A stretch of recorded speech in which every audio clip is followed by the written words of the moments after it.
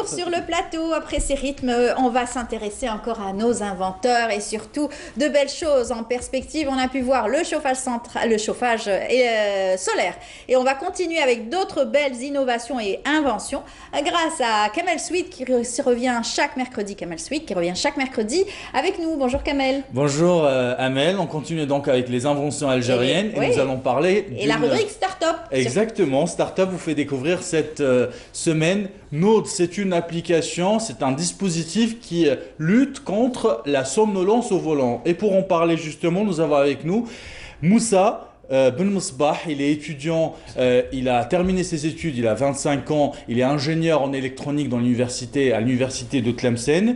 Et il va nous présenter son application. Alors, avant de parler de cette application, on parle du besoin. Racontez-nous ce qui s'est passé le jour du mariage de votre sœur.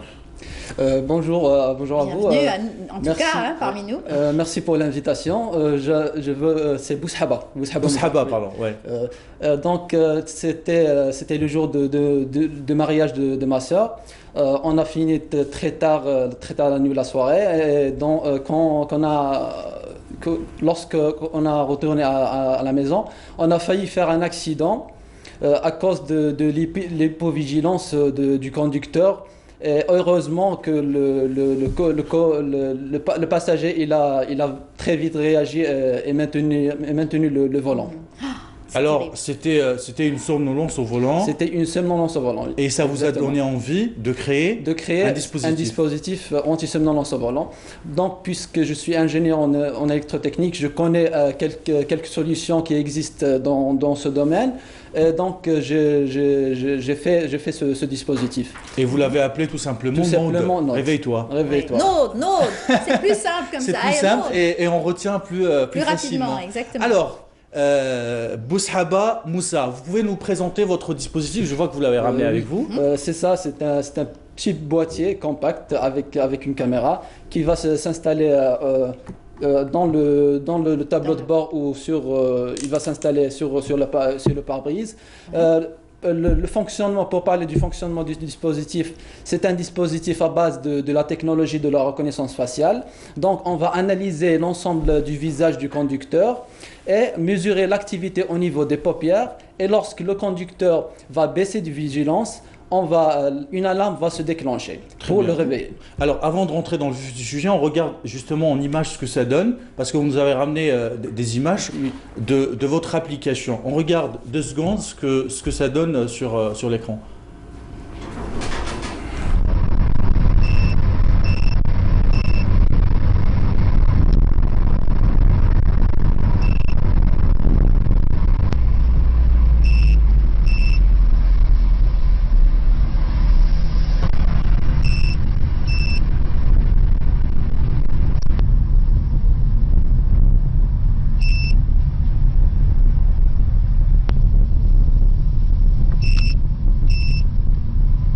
Elle est à 100% peut-être, ou 90% on va dire, fiable, vous l'avez testé, oui, etc. Déjà on travaille c'est le premier prototype, on travaille sur le deuxième prototype, il est beaucoup plus rapide que celui-là. Plus performant, bien sûr. C'est facile aussi de l'appliquer, c'est très facile, c'est tout simple.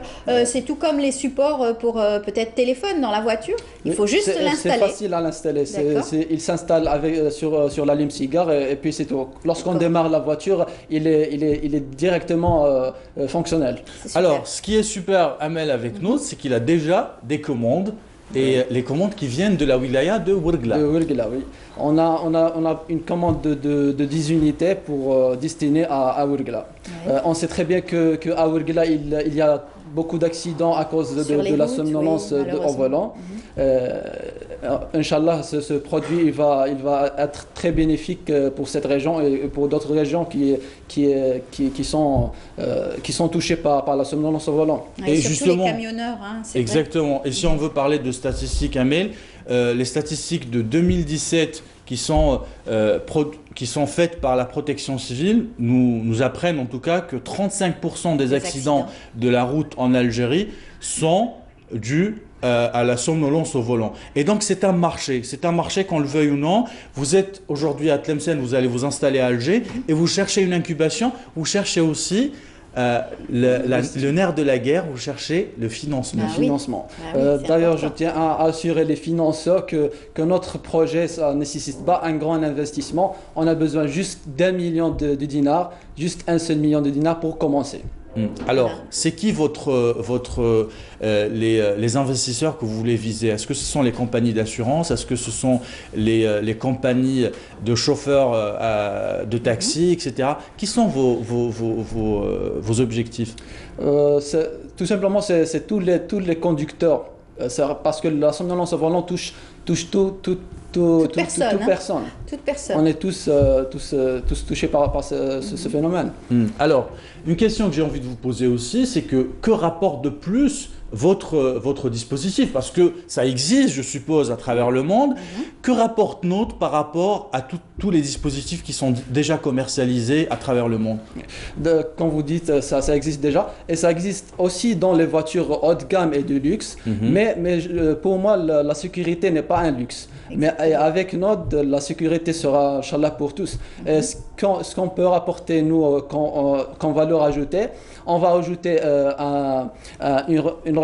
une commande vocale, et on va ajouter aussi un test de concentration et appel d'urgence en cas de malaise du chauffeur. C'est-à-dire commande vocale, à partir du moment où la personne s'endorme, il y a une voix qui la réveille. Qui va la réveiller ou par exemple, si le conducteur parcourt par exemple 2 heures de route accumulée, l'appareil va lui parler et lui dire que vous avez fait 2 heures de route, allez, arrêtez-vous dans mettez-vous sur le bas-côté, prenez un café si vous avez, essayez de vous réveiller bien pour pouvoir reprendre la route en toute sécurité. Oui, on va peut-être remontrer donc l'appareil. Il y a des branchements. C'est en fait pour le brancher avec l'allume cigare. Il faut donc un fil. Un fil, oui. D'accord. On va tous ces accessoires, on va l'intégrer dans on va l'offrir c'est un pack. C'est un pack. Oui, Très bien. Alors, Moussa Boushaba ne tombe pas du ciel, il a gagné aussi. C'est un lauréat du concours ELIP, Entrepreneur Leadership Innovation Program. Vous étiez lauréat, vous étiez à la deuxième place, je pense. On a reçu le premier lauréat, vous êtes le deuxième lauréat. Et vous vous attaquez aujourd'hui à la protection et à la sécurité routière.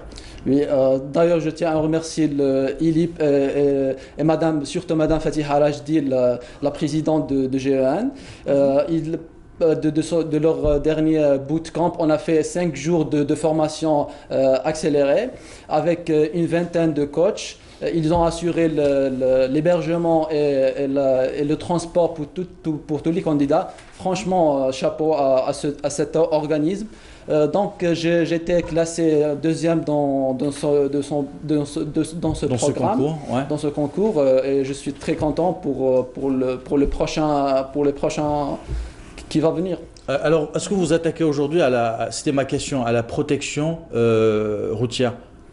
Oui, on est consacré tout à fait à ce secteur, oui. C'est-à-dire, est-ce que dans votre activité, vous allez produire par exemple de la data, est-ce que vous allez produire des articles, etc., en plus de ce que vous faites, ou est-ce que vous allez vous concentrer uniquement sur votre invention?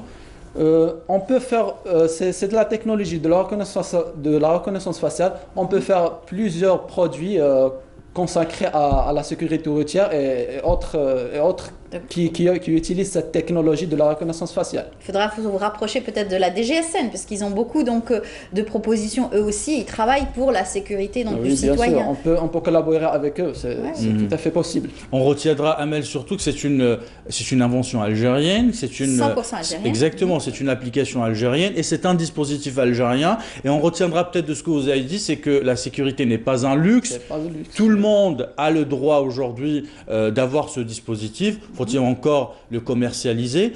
Est-ce que, ma question, et on en a parlé avant d'entrer dans ce plateau, c'est les compagnies d'assurance. Est-ce que vous avez contacté les compagnies d'assurance parce que ce sont des clients potentiels?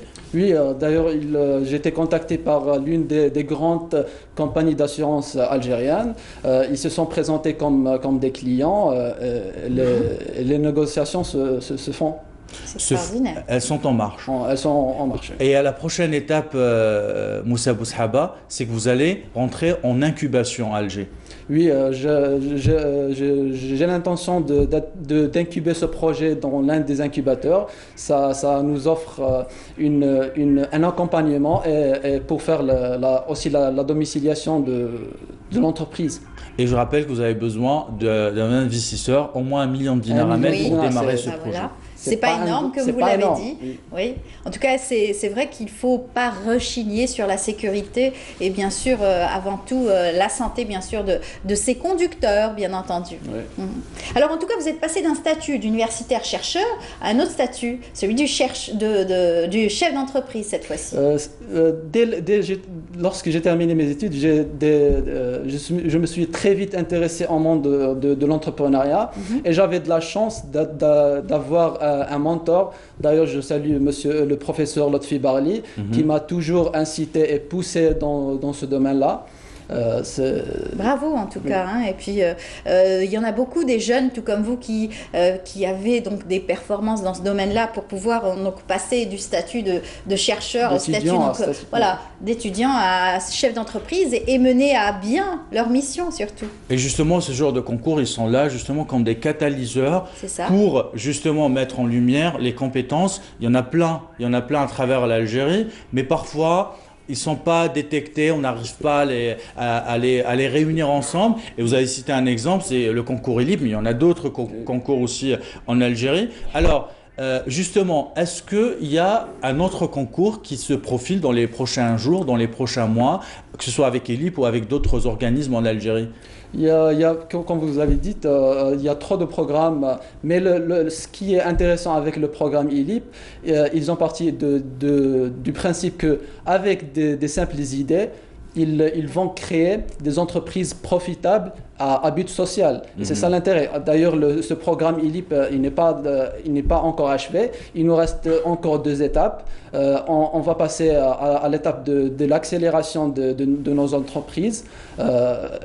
L'accélération des entreprises, pour expliquer, ce sont toutes les entreprises qui se réunissent 2, 3, 4 jours avec des coachs pour aller vraiment dans le fond des choses, avec des coachs en business plan, avec des coachs en marketing, avec des coachs en communication, etc. Et donc la prochaine étape, ça sera quand? Ça sera à Alger? Ça sera à Alger, oui, dans les prochains mois. Dans les prochains mois. Ça va vite, hein. Très bien, ouais. Est-ce qu'on a encore deux, trois, Alors, on va voir minutes peut-être une image, Ah oui, parfait. ou une image qui va nous montrer justement et interpeller peut-être les téléspectateurs qui, eux aussi, somnolent quelquefois. Regardez. Alors, ça, c'est une image qui nous dit attention, danger, il y a quelqu'un qui est en train de s'endormir au volant. Ouais. Et quoi?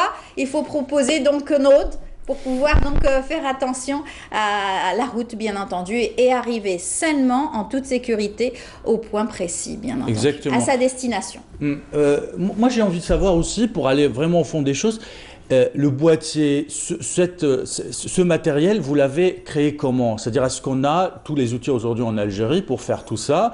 Est-ce que la technologie, c'est pas vraiment quelque chose de sorcier? C'est-à-dire, il faut maîtriser un minimum d'électronique pour faire tout cela. Ça prend combien de temps aussi de monter ce boîtier? Concrètement, on s'intéresse, nous, on consacre notre temps sur le software. On développe, il est basé sur 80% c'est du software, c'est un algorithme performant. Et concernant le boîtier et la carte mère, elle est sous-traitée à l'étranger. D'accord. Donc la carte électronique, elle est sous-traitée à l'étranger, mais le boîtier, il sera fabriqué ici en Algérie. D'accord. Donc ce prototype, vous l'avez fait ici ou vous l'avez sous-traité aussi? Non, je lui suis sous-traité. Très bien. Et ça prend combien de temps, par exemple, si on monte la chaîne de fabrication, vous arriverez à produire combien, par exemple, de boîtiers par mois On vise à produire une trentaine d'appareils par mois. Donc les compétences requises, c'est du software bien sûr, c'est un algorithme de plus en plus fiable parce que à chaque fois il faut le nourrir, il faut le rendre plus performant et les potentielles compétences que vous rechercheriez, Pour les recrutements, ça serait quoi? Ça serait du développement, côté de développement, et côté électronique aussi. L'électronique, il y a le vent en poupe, Amel, que ce soit en Algérie, mais partout dans le monde. Mais vraiment, si vous voulez ça va faire très vite. recruter, Oui. mais il faut maîtriser de l'électronique, il faut maîtriser de l'informatique, il faut faire du développement. Ça recrute à bras le corps. Énormément. Exactement, partout dans le monde. En tout cas, bonne chance pour cette innovation et surtout pour les prochaines, hein, parce que vous me disiez que déjà ça foisonne et ça cherche encore pour essayer d'améliorer cette performance. On est toujours dans la recherche et développement du produit pour qu'il soit au top. Voilà. En tout cas, bon courage pour les prochains dispositifs. Hein. Oui. Et puis, vous reviendrez nous les présenter ici avec Kamel, pourquoi pas. On verra la suite. On verra la suite et on suivra la suite surtout. On suivra la suite. Merci Amel. Merci à vous Kamel, merci à vous Moussa Boushaba. Voilà. Bonne chance et puis à très bientôt. Voilà. Inch'Allah. Bravo. Inch'Allah.